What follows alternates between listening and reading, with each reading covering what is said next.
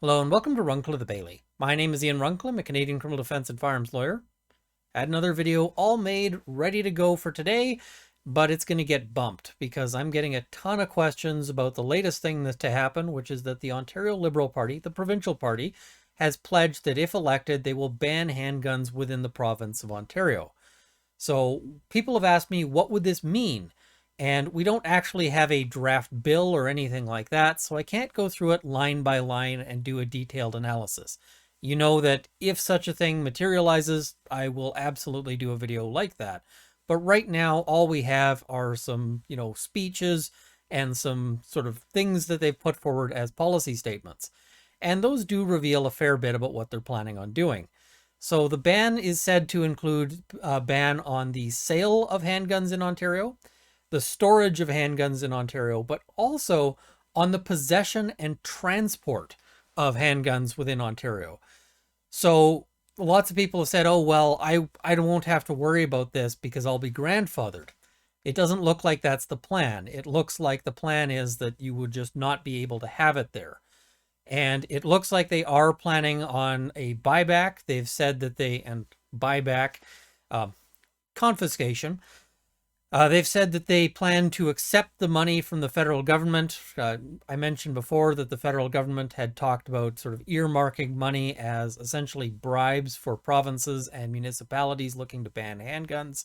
So Ontario is stepping up to the plate on that one, or maybe the trough is the right term on this.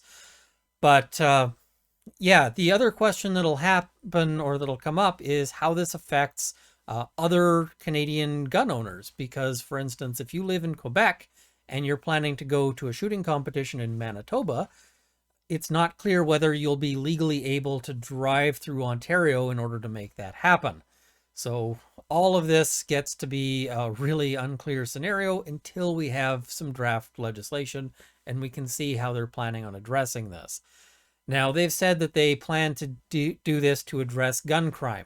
And quite frankly, it's going to do nothing of the sort because the number of guns in criminal hands on the street is driven by demand. How many people want one? It's not driven by supply, where it's like, oh, well, here's a gun. I guess I might as well carry this. That's not how people are thinking. It's that they're involved in other criminal occupations. And because of that, they seek to acquire firearms, and firearms are brought to them from whatever the easiest source is. So what we're going to see is, to the limited extent that some are diverted from the legal market, what we're going to see is just replacement of that with additional smuggling. So smuggling will go up, and all that will do is benefit criminal smugglers. Okay, I mean, that's great if you're a smuggler, but if you happen to be the average person on the street, you're probably not going to see any actual benefit from this. The violence that is seen on the Toronto streets is not a result of the sporting community. It's not a result of people who do three-gun or Olympic target shooting or anything like that. It's people dealing drugs. And so if you want to get something off the street to, make the streets safer, well, you can't even do that with drugs. It's, you're talking about people whose entire occupation and livelihood is the importation and distribution of contraband. Saying, oh, we're going to make handguns extra contraband is not going to help. So this is really going to have impacts on, sports shooters. It's going to have impacts on police because a lot of police officers own handguns outside of duty so that they can go and practice at the range so that they know that they've got the skills, if necessary, to use the handgun appropriately and effectively.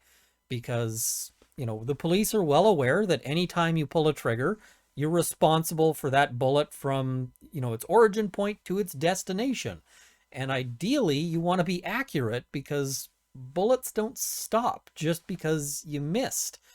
They go somewhere and they have the potential to ruin someone's entire day.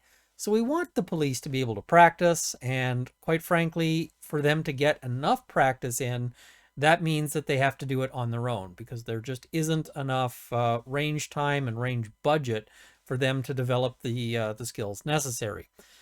Now, some people have asked me the question of, can they even do this? And the thing that they're making reference to is the 2000 case of the firearms reference. Now, the firearms reference, people say, oh, well, they determined that firearms regulations are criminal. And that's not exactly how that case goes. What happened in that case is that the provinces were arguing that the regulation of firearms should be within the provincial head of power as, a property and civil rights issue. And the federal government was arguing, no, we can also regulate this as a criminal law issue. Now, where this comes from in terms of where the source of this dispute is from the Canadian Constitution and sections 91 and 92. And what these are the sections that divide up the powers between the federal government and the provincial government. So if we look at them, this is section 91, which provides for the powers of the federal government. And it includes all sorts of things, public debt and property, regulation of trade and commerce, the postal service, the census, the military. I mean, it makes sense that the military is federal, currency and coinage. But the big one for this one is this. The criminal law, except the constitution of the courts of criminal jurisdiction, but including the procedure in criminal matters. So that is a sort of a set of powers that the federal government has. And the provincial government, on the other hand, has a whole bunch of sort of more limited in scope powers. Municipal institutions in the province, management and sale of public lands belonging to the province and the timber and wood thereon, shop, saloon, tavern, auctioneer, and other licenses for raising revenue. So our constitution's a little old. We don't normally talk about saloons anymore, but that's in there. But the other sort of critical thing here is property and civil rights. So the province was saying this is a power we have because it's a property and civil rights issue. The federal government was saying, no, we should be able to regulate this as a criminal law power. And what the firearms reference ultimately determined is the provincial powers aren't thrown out. They still can regulate this under the property and civil rights aspect, but they determined that the particular legislation in question was properly viewed as criminal law and therefore within the power of the federal government. So in terms of this legislation, whether it's something that will be seen as criminal law and therefore within the jurisdiction of the federal government and the provincial government thus overstepping, or whether it'll be seen as property and civil rights, will ultimately come down to the specifics of this particular law. And possibly also things like how it's described in public. Like the public statements right now that are being made are part of that determination. So if you want to know how is this likely to shake out, well, I can't say until we see some draft legislation.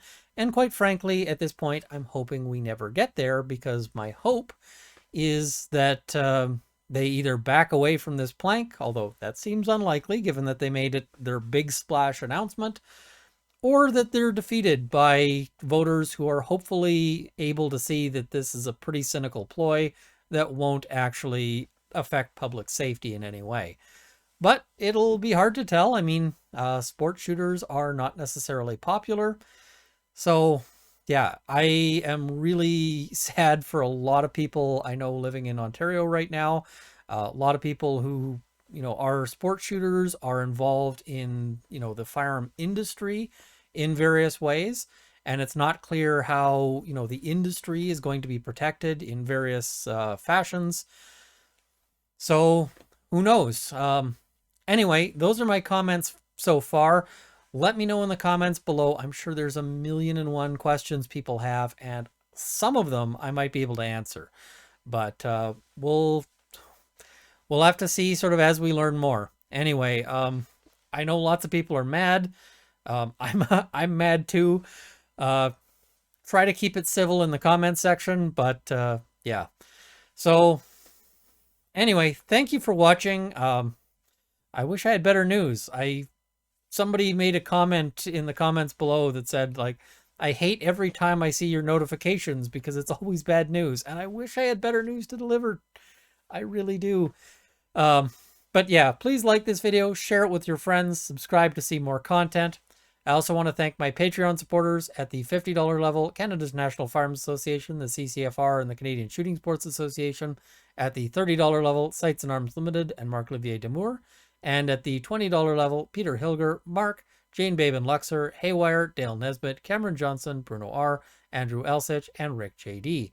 Thank you as well to all of the $10 supporters who will be in the crawl immediately following, as well as all of my supporters on Locals. That's another way to support. If you don't like Patreon and you don't like YouTube, that provides an additional option for both watching the videos and for support. And yeah, as I said, thank you for watching. I hope this has armed you with knowledge. See you next time. I do have some happier, more lighthearted videos in the works. Yeah, we'll see if I get to them. Anyway, cheers.